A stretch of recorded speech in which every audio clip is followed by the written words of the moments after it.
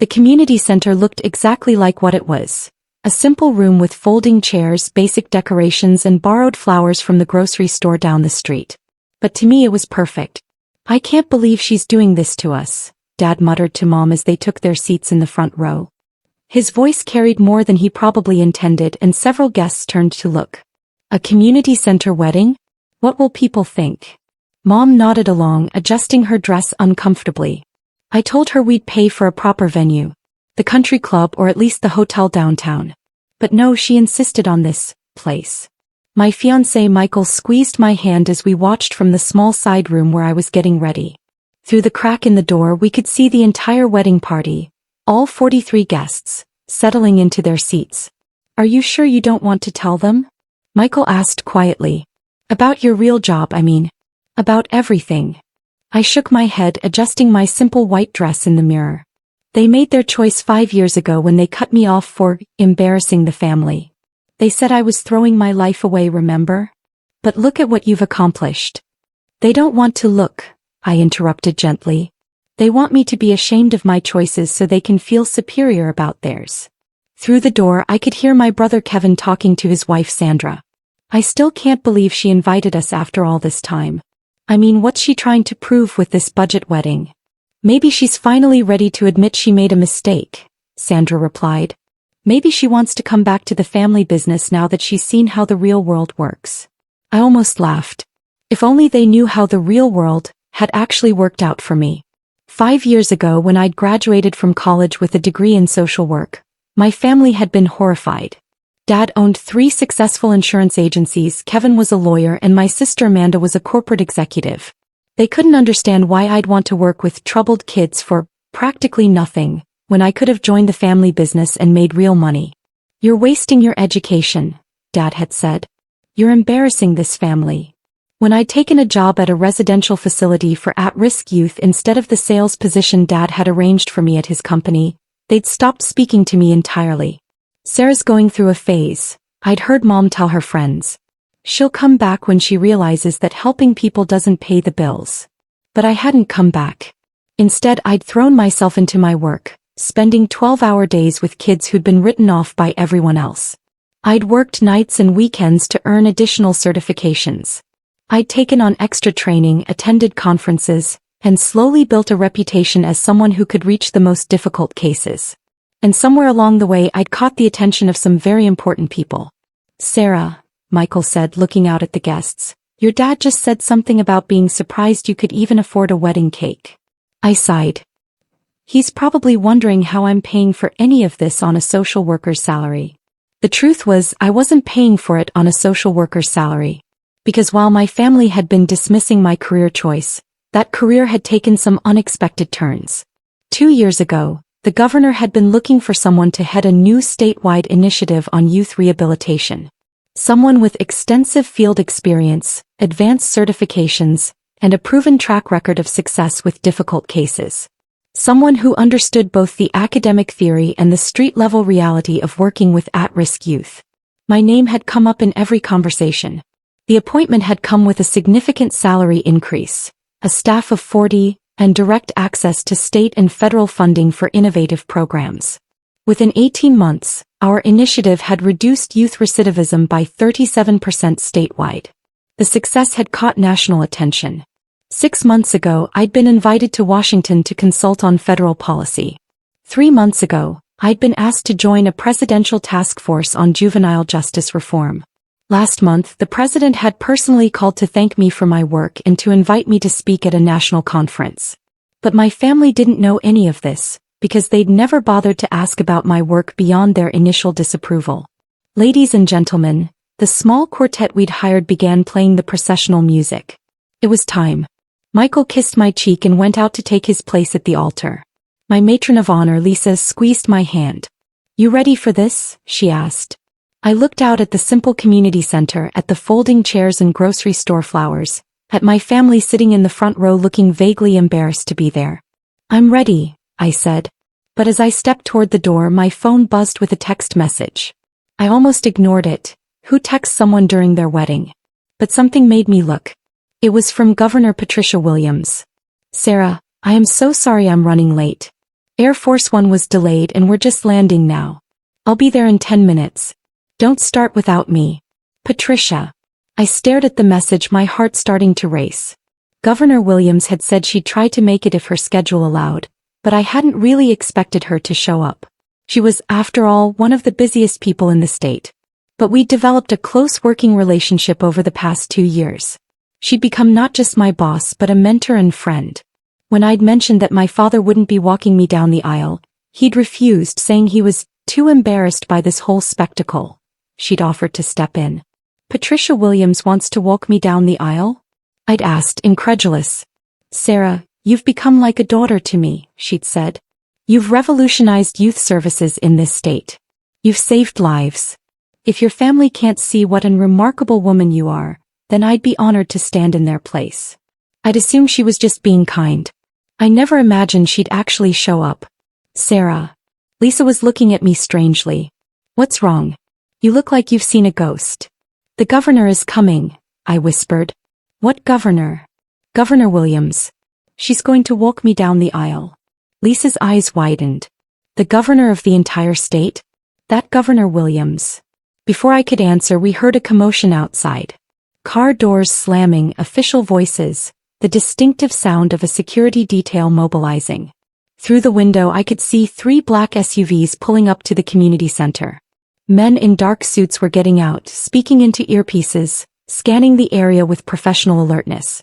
Inside the wedding venue, the quiet conversations had stopped entirely. I could hear confused murmurs, people asking each other what was happening. Sarah, Dad's voice carried from the main room. What's going on out there? I smoothed my dress and checked my reflection one last time. I guess we're about to find out.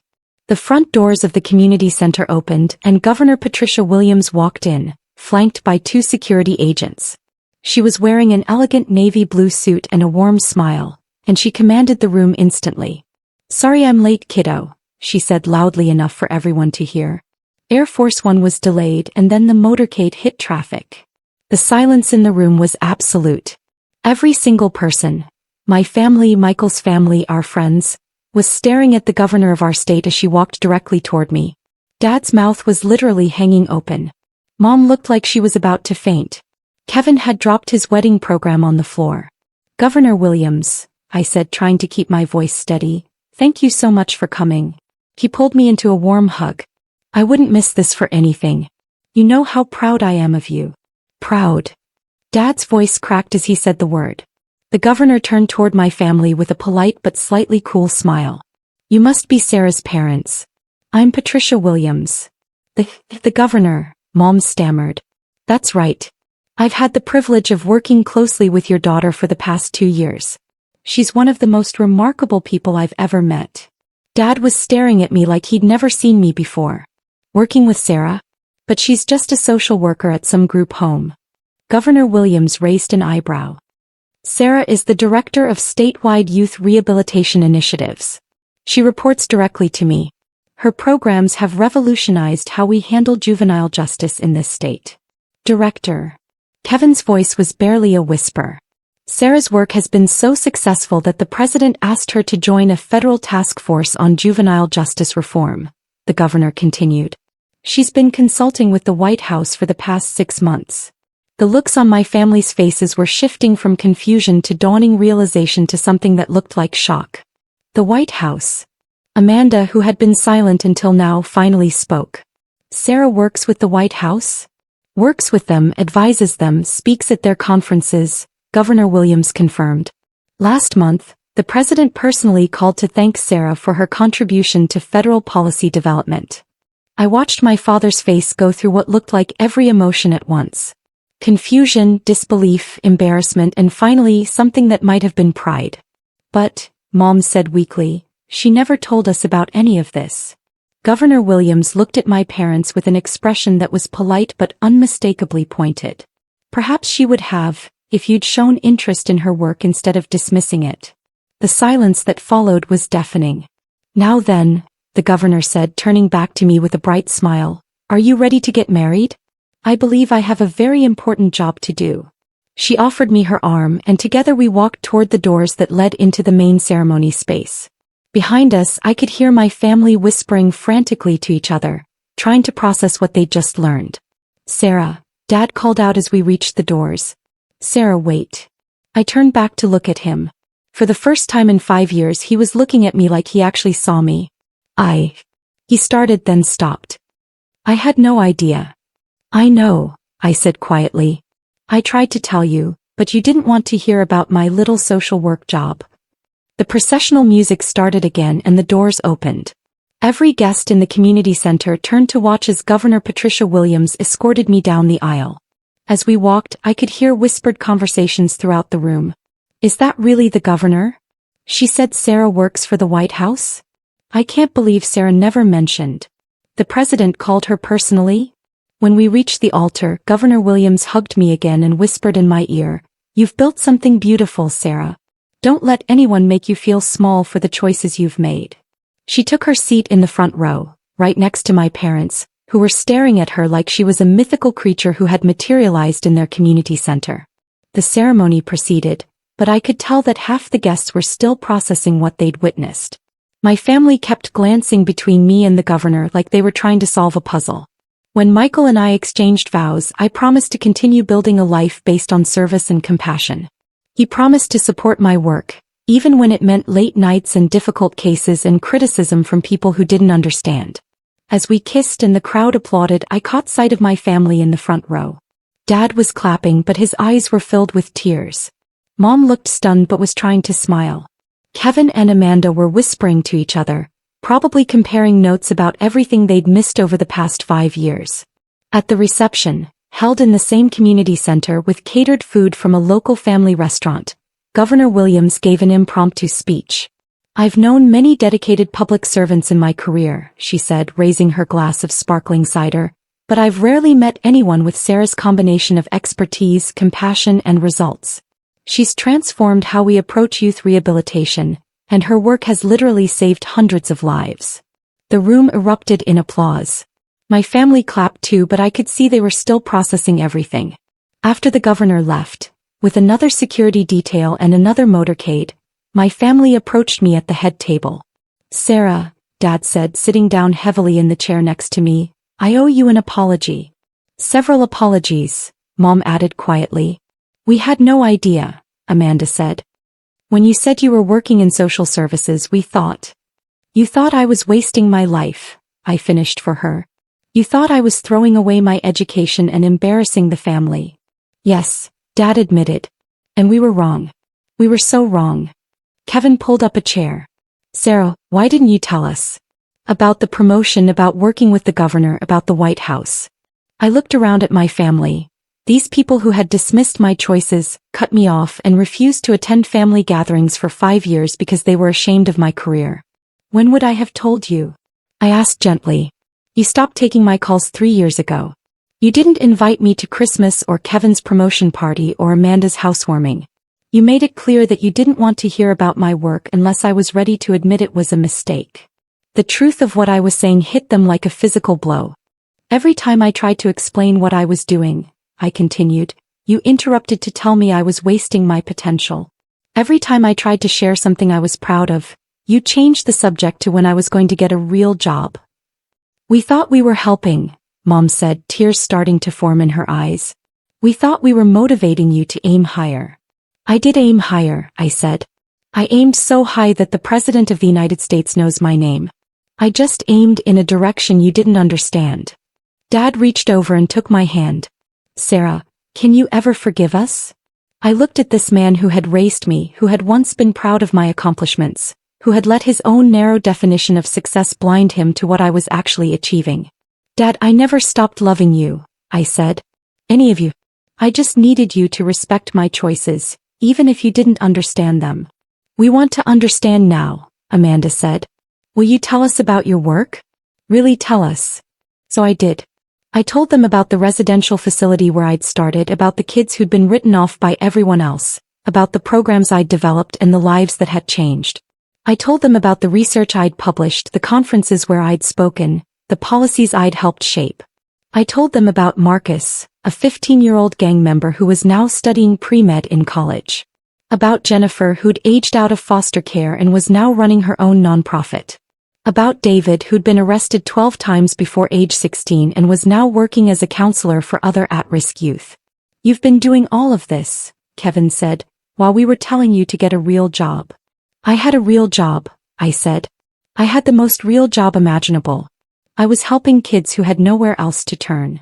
"And now you're helping kids all across the state," Mom said, finally beginning to understand. "And influencing national policy." "The community center," Dad said suddenly, looking around at our wedding venue with new eyes. "You chose this place on purpose, didn't you?" I nodded. "This is where it all started. 5 years ago, this community center ran an after-school program for kids in the neighborhood. I volunteered here on weekends when I was working at the residential facility. Some of the kids I met here were my first success stories. And now it's the headquarters for one of our most successful community outreach programs. We serve over 300 kids a week here."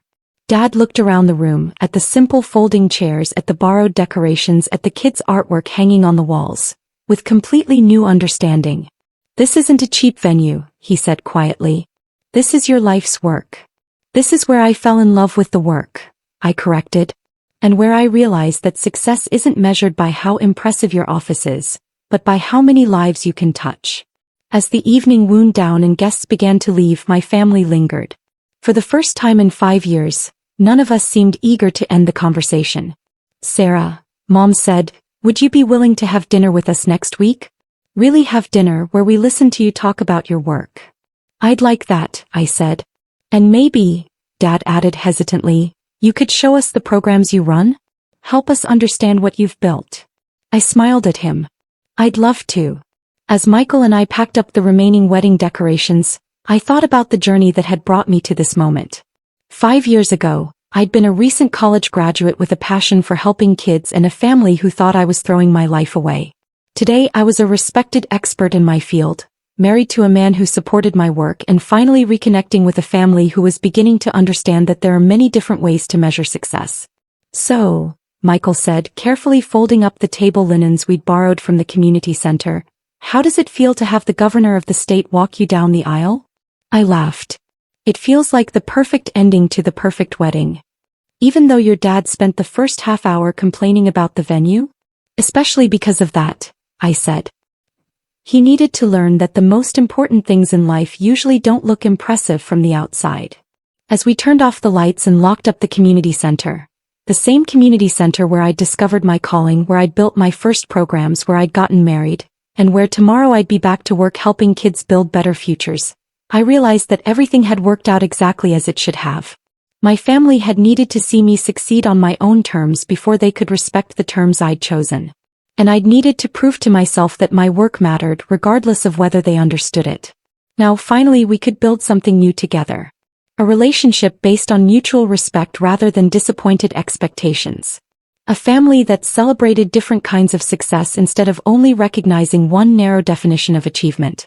It had taken 5 years, a governor's intervention, and a wedding in a community center to get us here. But we'd made it.